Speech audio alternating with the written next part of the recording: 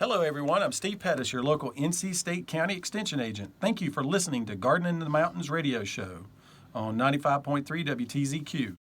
Because this week I'm going to talk about the gardens of Henderson County. I'm going to talk about 4 gardens that you can visit, that you can learn from. There's no better way to learn about a topic than to visit someone who is already practicing that art or that hobby. And one of the best is the Bullington Gardens.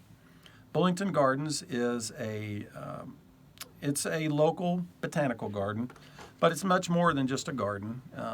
Run by John Murphy and Annie Higgins, both who are staff members in my office. And it's one of the few places you can go and see really fine examples of mature landscape plants, such as Japanese maples that are 30 and 40 years old. You don't get to see plants in their full glory like that.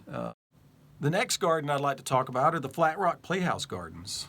Flat Rock Playhouse has a tremendous landscape, and that is thanks to the efforts of a group of volunteers led by Tamsin Allpress, who is a master gardener locally.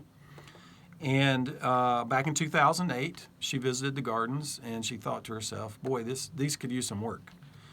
I've been to shows at the Playhouse before, and I've observed how people show up. They go to the ticket booth, get their tickets, and then they take a walk through the gardens.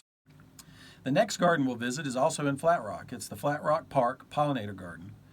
A pollinator garden is a garden that's planted with the specific intent of benefiting, pollinating, and nectar feeding and other beneficial insects. So these are plants that attract these insects, provide them food, shelter.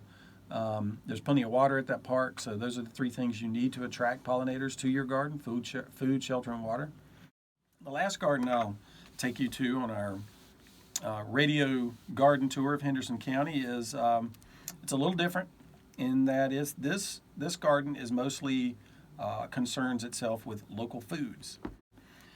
And at the Bountiful Harvest Community Garden, a couple of master gardeners, Jane Grossman and Diane Miluski, they run this garden, and they have about 40 to 45 gardeners who have plots there, and they grow vegetables for themselves. They're growing food. The intent is to provide a place for people to grow vegetables who might not otherwise have a spot to do so.